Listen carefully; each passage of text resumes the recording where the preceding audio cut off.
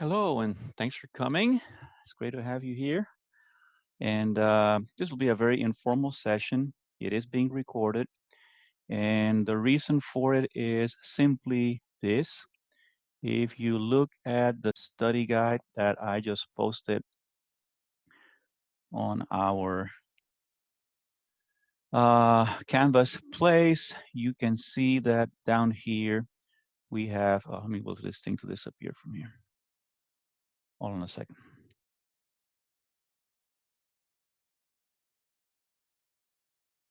Wait for these bars to disappear from the image here. Uh, we have in the exam guide a section here that says laboratory safety and techniques. In other words, we are going to be including lab stuff in this exam that otherwise is mainly about quantum chemistry and Lewis structures. And that's the reason why I am doing this little review session here. And like I said, it's going to be informal. It's going to be recorded. I'm going to use a PowerPoint and walk you through some practice questions. And feel free to interject, but if not, I'll just basically run through them, make a few pauses to let you think, and then I'll put the answers up. So let's go there right now. As we speak, we're going to go to this PowerPoint here.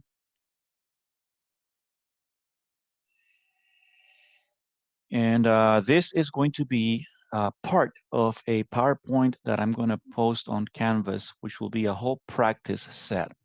And what you'll have to do is you'll have to download the whole file and then open it, because you won't see the answers in the one that you're going to download. You won't see the answers on the slideshow itself. So you'll have to open the file and look at the notes pane or window or frame, whatever you call it, to see the answers to the questions. Okay, you guys ready?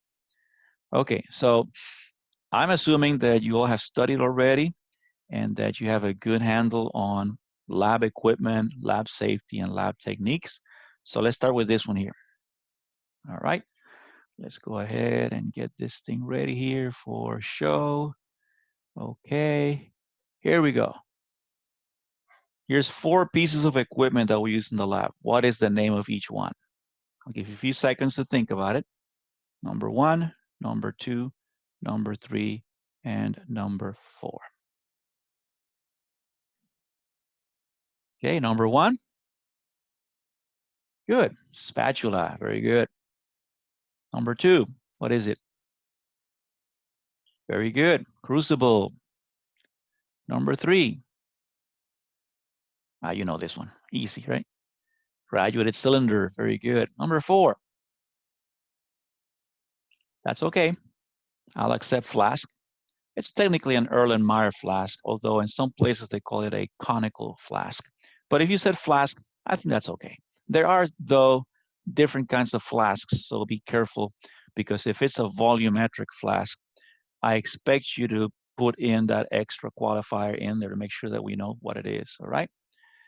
Okay, so we're gonna go here and continue.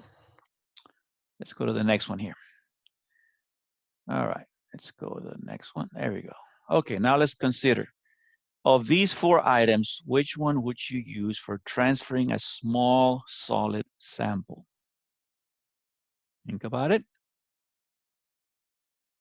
And survey says, yes, it would be the spatula, right? That's what you use for transferring small solids. Okay, let's look at the next one here. I changed it a little bit around. Which of these items would you use for measuring 75.0 milliliters? We have 4 different items in here. Think about it. Well, the 0.0 should give it away, right? And it's, yep, the graduate cylinder. Remember, beakers and flasks do not allow you to measure anything that precisely. They're used for approximate measures only.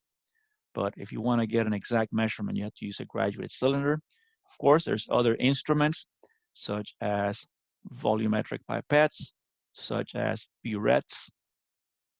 And of course, we don't use them in our particular class, but there's also what are called micropipetters that are used for very, very tiny amounts. Cool? All right, next one. Here are 3 different kinds of equipment. Which one would you use to prepare a boiling water bath to put test tubes in?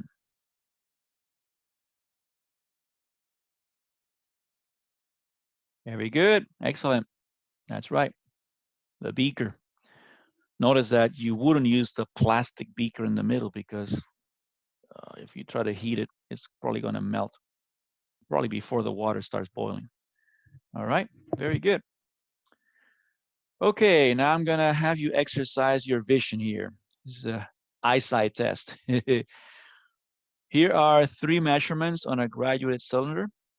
For each item, give the volume measurement with the correct significant figures. Now, if I were you, remember you had to put your eyes at the level of the meniscus and be careful with the precision of each instrument. Don't forget, there's always one digit that you allow to have some uncertainty. Okay, let's look at number 8. The one answer would be 17.0 milliliters, right? You are essentially assuming that the meniscus is right on that line there where the 17 marker is. And because the increments are 1 milliliter, you have to add one more digit to this. You could have read it maybe as 17.1, 16.9, somewhere in there. Okay, let's look at number 9. What do you guys think? Well, if I see the meniscus as sitting right on the 6.3 line, I'm going to call this as 6.30 milliliters. Very good. 6.30. Again, the increments are 0.1 milliliters. You need to add one more. You might have read it a little higher, 6.31, 6.32. I don't think it looks like it's underneath to be read as 6.29, but again, this is a very high resolution picture, so maybe in real life, you might not have an easy time telling what it is, but you know the uncertainty lies in the 0.01 milliliter range. Okay, number 10.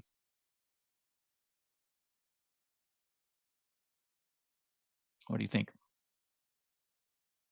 Okay, let's call it 52.9 milliliters. 52.8 would be fine. Now, what would happen if you decided that it's sitting right, that the meniscus is right on the line where the 53 milliliter mark is? Right, then you have to report it as 53.0, kind of like what you did in the previous 2 exercises. Okay, so make sure you remember how the rules work and how you measure these things, how you read these things. The same applies for thermometers, right? You have to be careful with following the rules of significant figures, which are more important, in my view, when you are measuring things than when you are doing calculations. Because remember, in calculations, you pretty much round things up at the last step. And usually the rounding is determined by the measurements that you took. So that's where really sig figs are important. Okay, let's play with, no, not play with, let's use a Bunsen burner. Very important that we know what the parts of the Bunsen burner are, because if we are given instructions or we're trying to give instructions to someone, we had to tell them, okay, don't touch this part or use this part to control this thing and that kind of stuff. So you don't want to call them by, prosaic, non-scientific names. Okay, what do we call the part indicated by A?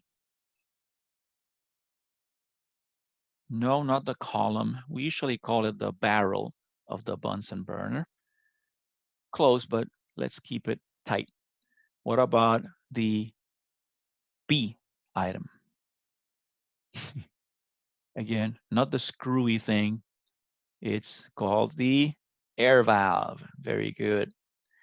And our Bunsen burners don't have the so-called the gas valve or needle valve at the bottom. This Bunsen burner in the picture is not like the ones we had in our lab.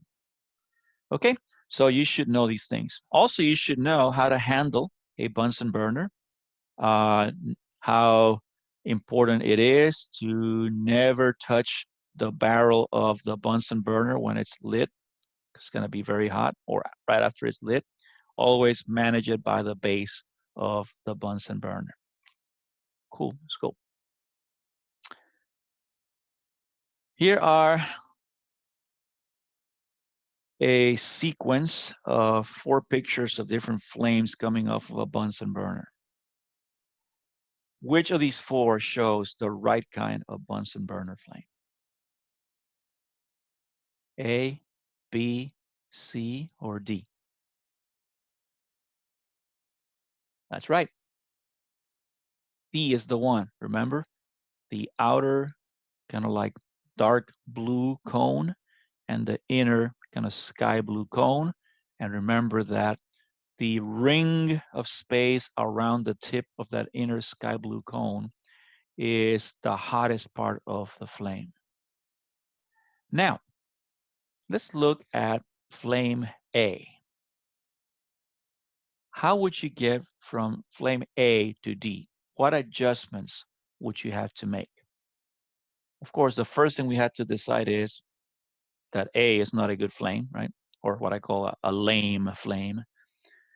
Secondly, what is the cause of it not being a good flame? And third, how do we change it into the right one, which is D?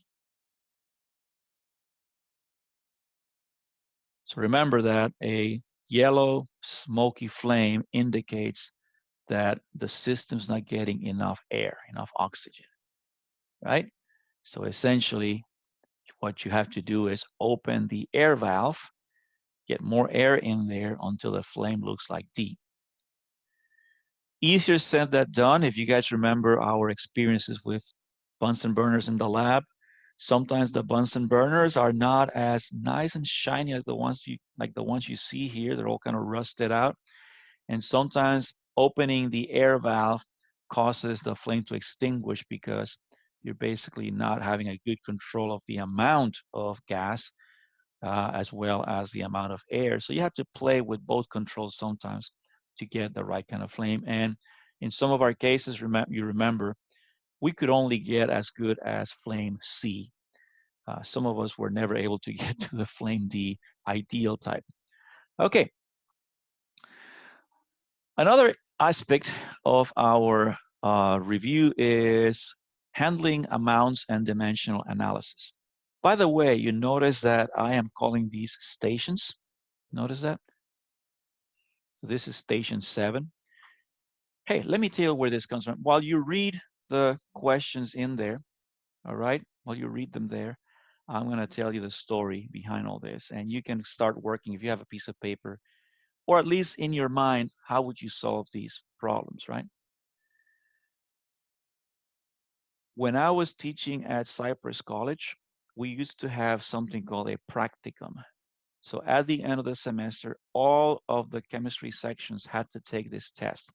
So basically for that week, the lab was closed so that the technician there could set up the lab for this test. And essentially the way it worked was when you were going to take the exam, you would walk to the door and you would be ushered into a station. So essentially what had happened is the lab benches were divided into anywhere from 15 to 20 stations, and each station represented an activity you had to do. So for example, everything we've done so far, like answer questions about equipment, read the volume in a graduated cylinder, uh, look at pictures of a flame on a Bunsen burner and decide what you need to do with it, et cetera, et cetera. Each student would have to go through these stations, and you had like a few minutes to do it, and then the instructor would say, time to switch, and you had to go to the next one. And each student had just a couple of minutes at each station to answer these questions. So we don't do that here at Long Beach City College, but that is the origin of stations here. So you should be able to calculate the formula weight of potassium nitrate, right? And the answer you get should be 101.11 grams per mole. What is 5.4 micrometers in centimeters? You guys remember that? So you can either do dimensional analysis or you can use the King-Henry approach, right? Okay, so the answer you should have gotten is, well, if it's in scientific notation, 5.4 times 10 to the negative 4 centimeters. Remember, from micro to centi, if you write out the King-Henry mnemonic that I wrote for you, it's 4 steps essentially. So you're going to go over decimal period 4 steps to the left, but that's the same as multiplying times 10 to the negative 4. Okay, what is 142 pounds in kilograms? Yeah, you should be able to do that, right? Just dimensional analysis. They give you the conversion factor there. You convert, you make that statement into a conversion factor with the proper units in the bottom, which would be kilograms on the top, pounds in the bottom. Answer is 64.4 kilograms. Don't forget about sig figs. Question 29 says, how many moles would be in 2.50 grams of KNO3? Well, you already had the formula weight calculated in question 26. So it's a matter of using that as a conversion factor. So if you had 2.50 grams times 1 mole is 101.11 grams. And your answer should be, okay, 2.47 times 10 to the negative 2 moles, or 0.0247. Don't forget that 0 at the end of 2.50 grams is significant. Therefore, your number should have 3 sig figs. Okay, so when we finish here, I will, if you have any questions about how we did these, I can go over them. But again, these are skills that are very basic from day 1 of our class. So I just want to make sure you guys stay on top of these kind of skills. Okay, I have next a question about safety guidelines. Safety is very important. And so remember that there is an aspect of science which is not simply doing things or calculating things, but it's also communicating information, telling other people what you found. And so it's important that even though we are not doing physically the labs, you do have to have an awareness of safety issues so that if you have to convey to someone else, here's how you do this or that, you have to always be on the lookout for instructions regarding safety. Like, for example, oh, you have to be careful about this, or when you mix these two, you can't do it this way, or when you are turning on the Bunsen burner, make sure of this or that. So these are important things regardless of whether we are in a physical or virtual lab experience. So I have 4 statements here. Let's see which one is not a violation of safety guidelines. A, when preparing an acid solution, add the water to the acid.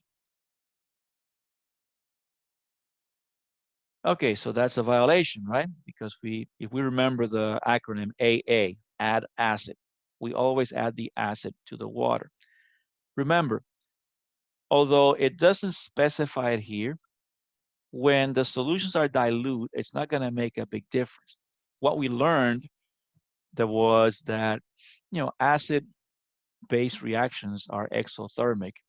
And so if you have a concentrated acid solution and you simply add water, there's going to be a lot of heat release, which will cause the water to splatter and boil, and you could burn yourself or someone. So that one is definitely a violation of safety guidelines.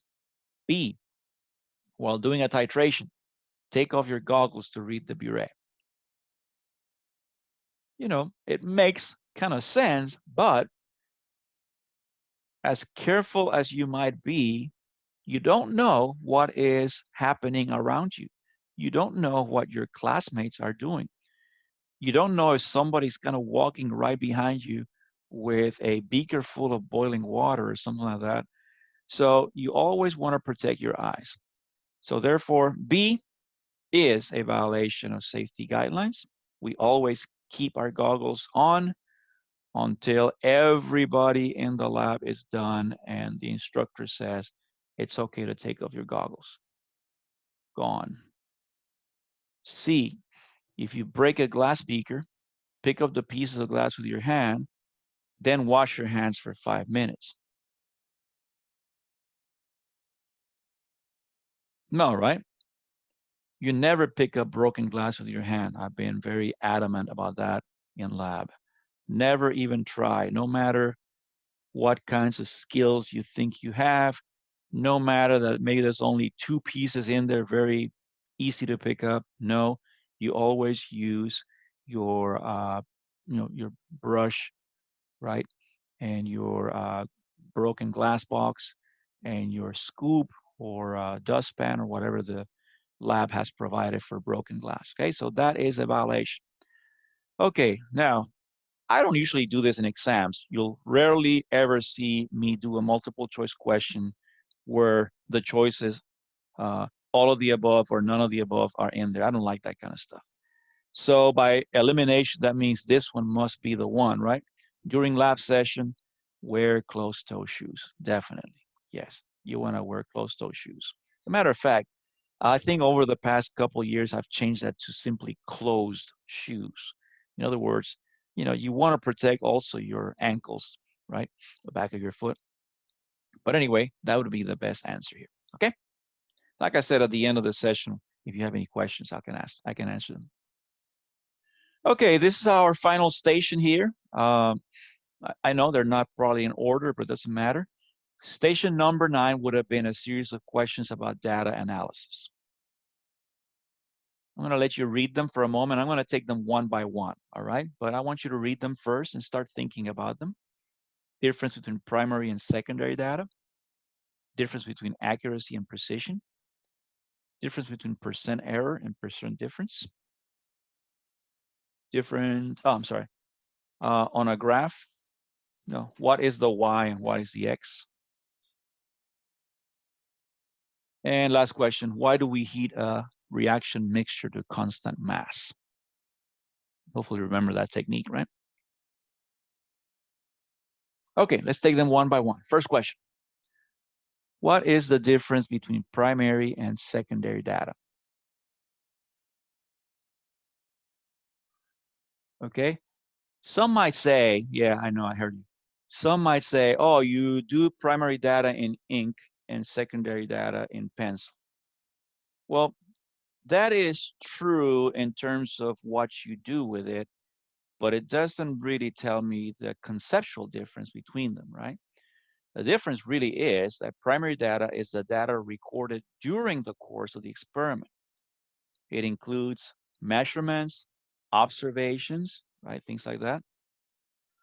Secondary data is the set of calculations, analysis, and discussion that is done after the primary data is collected. In other words, secondary data is a set of data that you could input without actually physically being in the lab. And yes, it is true. Primary data is recorded in ink, secondary data in pencil. And the reason for recording primary data in ink is, that's right, we're trying to protect the integrity of the data. We don't want to give the impression that we cooked our results, that we kind of like manipulated them. So if we make a mistake, we cross it out and write the correction above. It kind of keeps a record of what we were doing for anybody who wants to look at our work later on. Okay, the second question was, what is the difference between accuracy and precision? We tackled this on the first day of classes, didn't we? So accuracy is how close your measured or calculated value is to the real one. Precision is how close your measured or calculated values are to each other, or by extension, how reproducible your results are. So both of these are very important.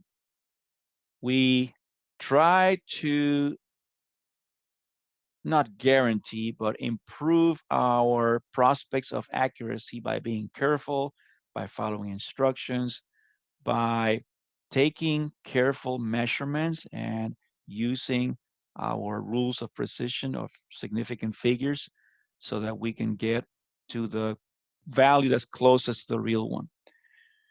Precision has to do with reproducibility, right? If I repeat the experiment again, what kind of variation can I expect? In other words, what are the ranges of variations that I'm going to get from one trial to another trial? Now, here comes the next question, which is actually related to this one. What is the difference between percent error and percent difference? Once more, our tendency to say, oh, you calculate them differently. Well, true, but we calculate them differently because they are different. But what is the difference? What is percent error about and what is percent difference about? Okay, it's pretty close. Yeah, that's good. Percent error is about accuracy. Percent difference is about precision. So percent error tells me how different is my value from the expected or real value. Percent difference tells me how much variation there is between multiple trials. That's actually precision, right? Now, one of the things I didn't include in here is please make sure that you are confident about the calculations of these things, right? You should be able to calculate these things, and this is part of what you need to study. Gosh, I can't get that thing to stick in there, but remember that. Percent error.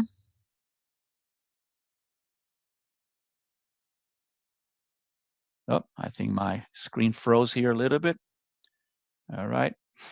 So hopefully it looks okay. Percent error is the absolute value between your experimental result minus the real value. And for our purposes, again, we don't care if it's plus or minus. We just use the absolute value divided by the real value. Sometimes I actually put this what do you call it, the absolute value symbols kind of like throughout the whole thing times 100%. Remember, we're comparing our result with the expected or real value. Percent difference. Remember, again, we use absolute values, but this is between experiments. So let's say value 1 minus value 2 divided by the average of them times 100%. There are more, shall we say, detailed or inquisitive statistical ways of looking at the variation of results. You know, there's what's called the variance, the standard deviation. And, you know, you have calculators or programs like Excel that you can feed them the data and they'll calculate it for you. So we only count on these two. These are enough for us, all right? Okay, let's go to the next question in our PowerPoint here. Where were we? Here we go. So the next question was, on a graph of volume versus temperature, notice that, which one should be on the y-axis, liters or degrees Celsius? You know, it's interesting, but at the end of the semester, we still have students who just forget when we say something versus something, what does that mean in terms of a graph? So for this test, you got to review it. when we say volume versus temperature, we are referring to a format that is Y versus X. So therefore, whatever is in the first clause of the versus statement, that's your Y. So in this case, volume is your quote unquote Y. And therefore, since volume is going to be on the Y-axis, the Y-axis will have units of liters because that's the unit of volume. Okay, don't forget that.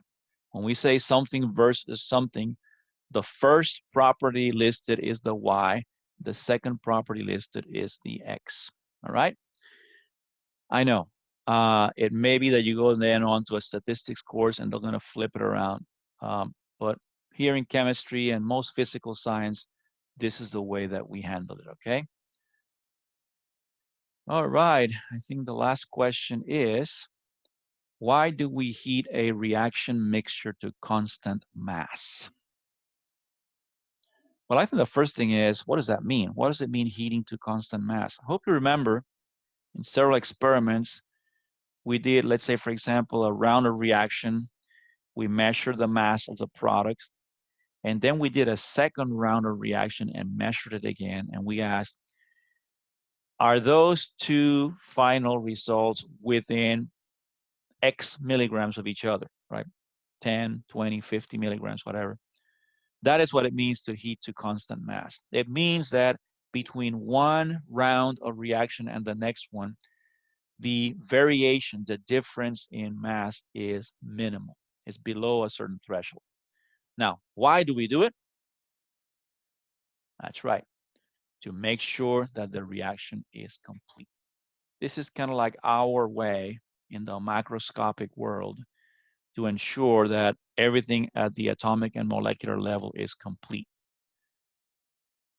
And ultimately, whether it was or not is going to be seen in the results we get. And it may be that when we discuss our results and we try to identify sources of error, one of the potential sources of error would be that perhaps our reaction was not complete. Perhaps we did not really heat to constant mass. All right. All righty. Well, that is all I have in terms of the lab review. Like I mentioned, this PowerPoint and this recording are going to be on your Canvas page. Now, the PowerPoint I'm going to put in there has some additional practice exercises. They're going to be about, calculating frequencies or wavelengths or energy of photons, or doing electron configurations or Lewis structures. Don't forget that the exam only goes up to Lewis structures. In other words, unit number 9, right? It doesn't include all of this molecular shapes, Vesper, valence bond. That is not included in this test. All right. So thanks a lot for joining. I'm going to pause the recording here and so I can start processing it, but I'll stick around for a few more minutes in case you have any specific questions. All right. Bye.